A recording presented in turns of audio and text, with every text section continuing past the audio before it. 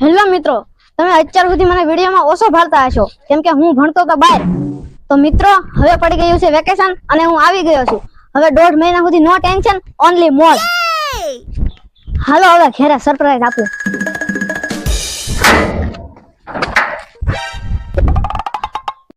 આવી ગયો એમને? આલે દવણો દડાય જા. હા, 3 મહિનાથી હું ઢવડીને લાંબો થઈ ગયો.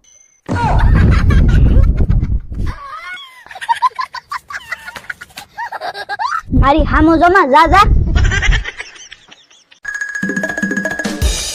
હું ભાઈઓ મજામાં ને? મજા જોઈ ને, અમારે શું વાંધો હોય?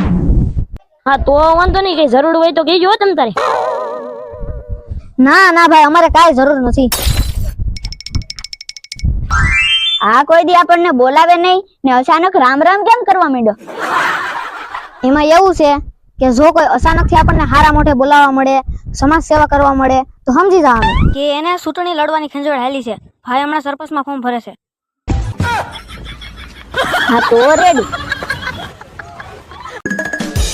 આની મનીના ઘરમાં ઘડી ભૂઈ જતા હોય તો હા હું છું. આ જોની ઓલો વેલકો દારૂ પીને ગામમાં ભવાડા કરે. દારૂ પીવાથી માણસને શું મળતું હોય છે કઈ ખબર પડતી નથી. લે, દારૂ પીવાથી માણસ ગૌઢા નો થાય. ઈ કેવી રીતે?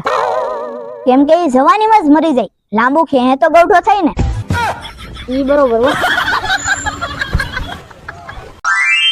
ભાઈ આ મોસમ માણસ જેવી થઈ ગઈ હો. કેમ? એને બદલાતા વાર જ નથી લાગતી. સવારમાં હું જાગ્યો તો ઉનાળો હતો અને 2 કલાક પછી ચોમાસું થઈ ગયું.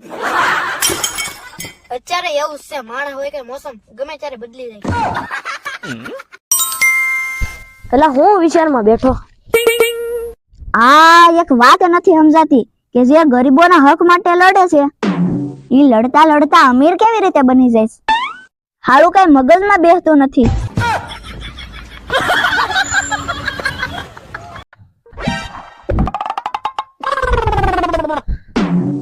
હાથે જોડેલા ઠંડાની જેમ હાફી હું જો. આ તડકો ભૂકા કાઢે. શિયાળામાં ખબર છે આપણે આપણું શરીર હેકવા હાટું સુરત દાદાને ગોતતા હતા અને હવે સુરત દાદા આપણને ગોતી ગોતીને હેકે છે. આમ જા કાક કુંડી બુંડીમાં નાઈ લે.